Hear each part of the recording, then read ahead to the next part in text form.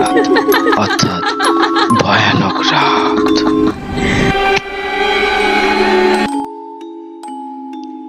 মায়া। মায়া এমন একটা শব্দ যার সাথে অনেক স্মৃতি জড়িয়ে থাকে।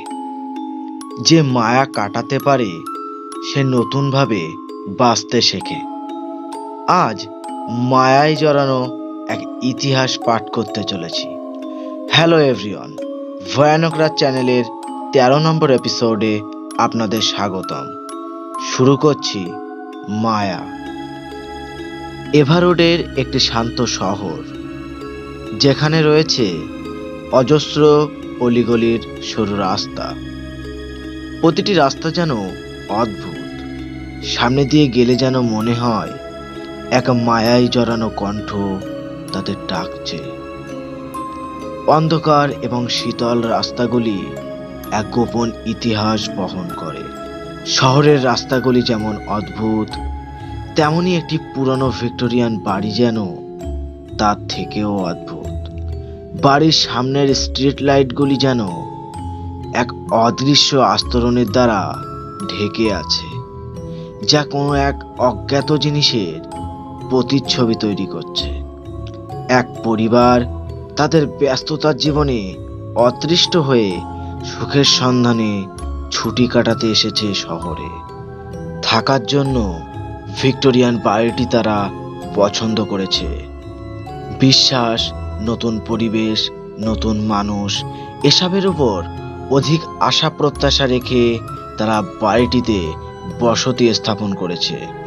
কিন্তু তাদের কারোরই এ বিষয়ে অবকাশ ছিল না যে শহরের মাঝে এত সুন্দর কোমল ট্র্যাজেডির ভিক্টোরিয়ান বাড়িটিতে এক মায়ায় জড়ানো হাড় হিম করা শীতলতাপূর্ণ ইতিহাস জড়িয়ে আছে।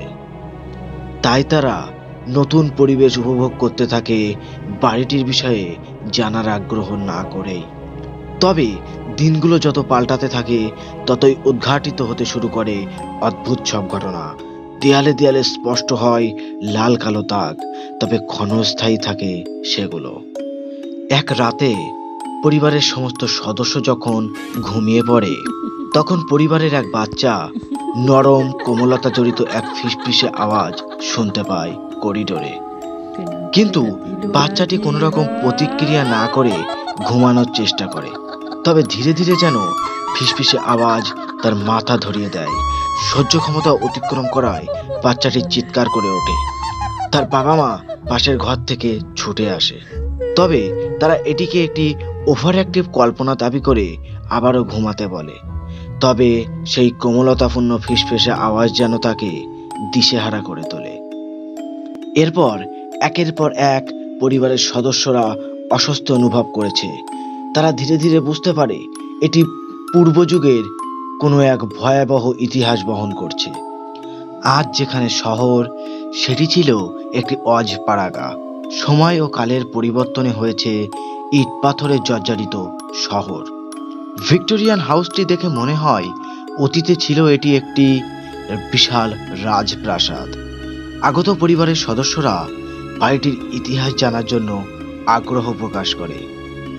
তারা জানতে পারে বাড়িটিতে এক নিষিদ্ধ ও বিষাক্ত ভালোবাসা এবং হৃদয় বিদারক গল্প লুকিয়ে আছে।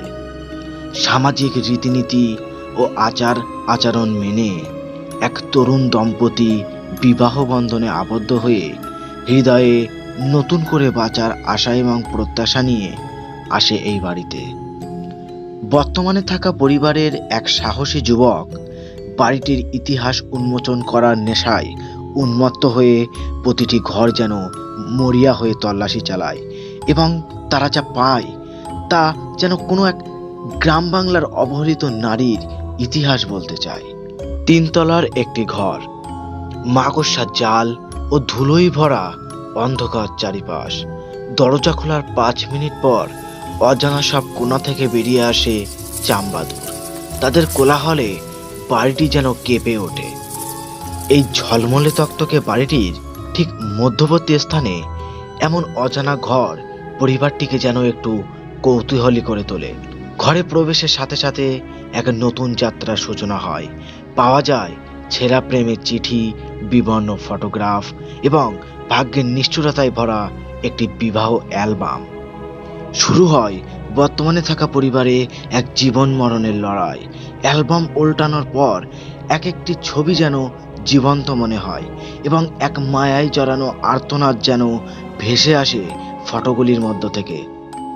পরিবারটি ঘর থেকে বেরিয়ে সিঁড়ি ভেঙে তড়িঘড়ি করে নেমে উপস্থিত হয় হলরুমে, যেন তারা প্রস্তুত অতীতের এক কোমলতাপূর্ণ মায়া আচ্ছাদিত কাহিনী জানার জন্য। যারা গল্প লিখতে ভালোবাসেন তারা গল্প লিখে সরাসরি আমাদের কাছে পাঠাতে পারেন। গল্প পাঠাতে জিমেল করুন ভয়ানকরাত@gmail.com। বানানটা বলে দিই, BHYANAKRAT@gmail.com। চলুন গল্প শুরু করা যাক।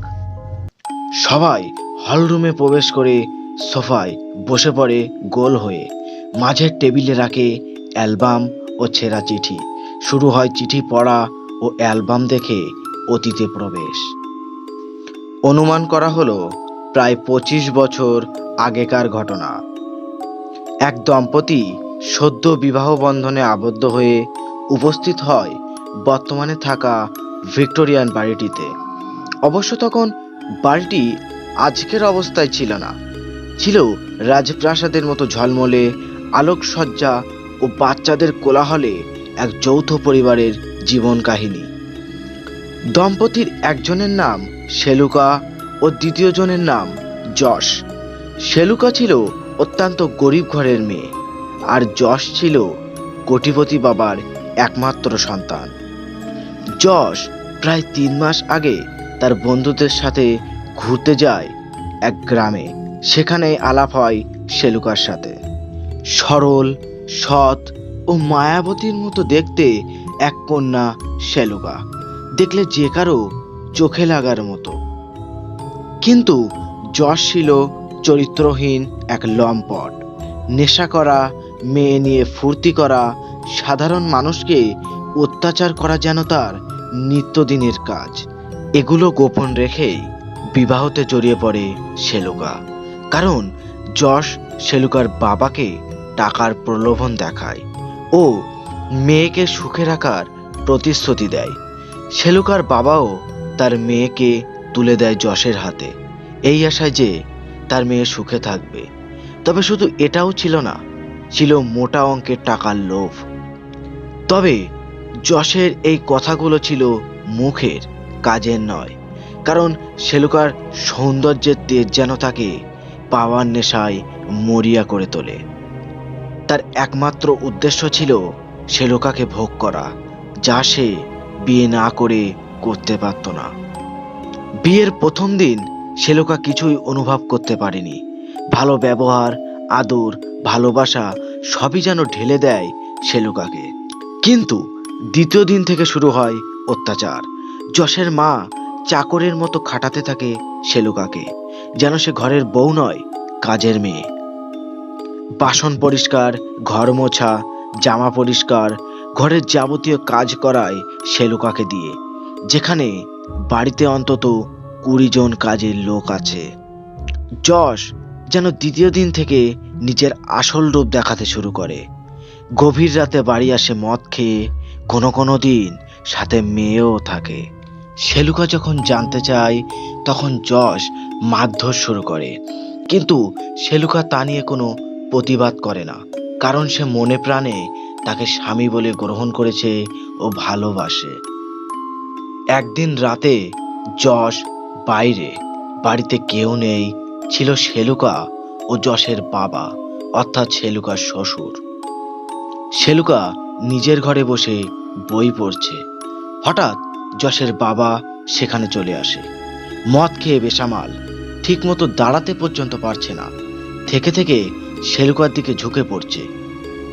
শেলুকা বুঝতে পেরেছে তার সাথে এখন কি ঘটতে চলেছে। সে ধীরে ধীরে 1 পা 2 পা করে পিছিয়ে যাচ্ছে। তার শ্বশুরের চোখে মুখে এখন লালসার প্রতিচ্ছবি স্পষ্ট বোঝা যাচ্ছে। আচমকা শেলুকাকে জড়িয়ে ধরে যশের বাবা। শেলুকা চিৎকার করে, ছটফট করে নিজের শেষ সম্বল, সম্মানটুকু বাঁচানোর জন্য। কিন্তু এই বিশাল বাড়িতে তার আওয়াজ যেন পিঁপড়ের মতো বিলীন হয়ে যাচ্ছে। হঠাৎ সেখানে উপস্থিত হয় যশ ও তার মা। শেলুকা ছুটে আসে যশের কাছে, কিন্তু বাঁচানো তো দূরে, বরং তিনজন মিলে জোর জবরদস্তি করে নিপীড়ন অত্যাচার চালায় শেলুকার উপরে। সেই বঞ্চনা লাঞ্ছনা সহ্য করতে না পেরে গলায় দড়ি দেয় শেলুকা। এক চিঠিতে তা লিখে জানায় যে তার মর্মান্তিক জীবন কাহিনী। তারপর থেকে প্রতি রাতে শোনা যেত এক মায়ায় ভরা নির্যাতনের আর্তনাদ। শেলুকা মারা যাওয়ার ঠিক 15 দিন পর থেকে যশ আর তার বাবা মায়ের আর কোনো খোঁজ পাওয়া যায়নি। কিন্তু লোকমুখে শোনা যায় আজও নাকি শেষ রাতে নুপুরের আওয়াজের সাথে এক কান্নার চিৎকার ভেসে আসে উপরের ঘর থেকে। আজ যে পরিবারটি ঘটনা পড়ছিল তারা যেন শক খেয়ে ওঠে।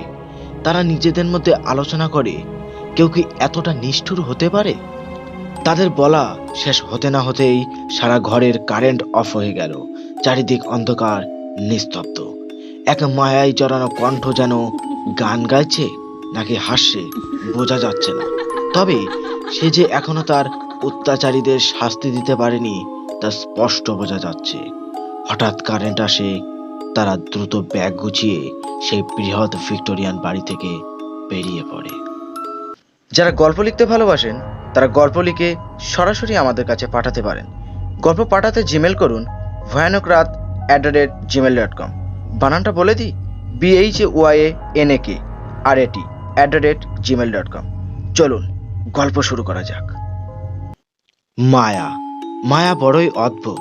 একবার মায়ায় জড়ালে শত অত্যাচার করলেও যেন তার প্রতিবাদ করার ক্ষমতা থাকে না, শুধু তিলে তিলে নিজেকে শেষ করে দেয়। এই গল্পে শেলুকা যশের মায়ায় পড়ে ভালোবাসে, মনে প্রাণে স্বামী বলে গ্রহণ করে। কিন্তু যশ তার শরীরের উপরে আকর্ষিত হয়।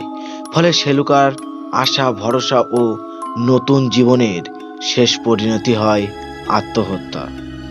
আজ আবারও প্রমাণিত হলো, ভালোবাসা একতরফা হলে বেদনা মৃত্যু পর্যন্ত টেনে নিয়ে যেতে পারে। ধন্যবাদ গল্পটিতে আমাদের সাথে জুড়ে থাকার জন্য। কেমন লাগলো মায়ায় জড়ানো মায়া গল্পটি কমেন্ট করে জানাতে ভুলবেন না। ভালো লাগলে লাইক করুন আর চ্যানেলটি সাবস্ক্রাইব করে শুনতে থাকুন ভয়ানক সব গল্প, শনিবার ঠিক রাত 10টায়। শনিবারের রাত মানেই ভয় পাওয়ার রাত, অর্থাৎ ভয়ানক রাত।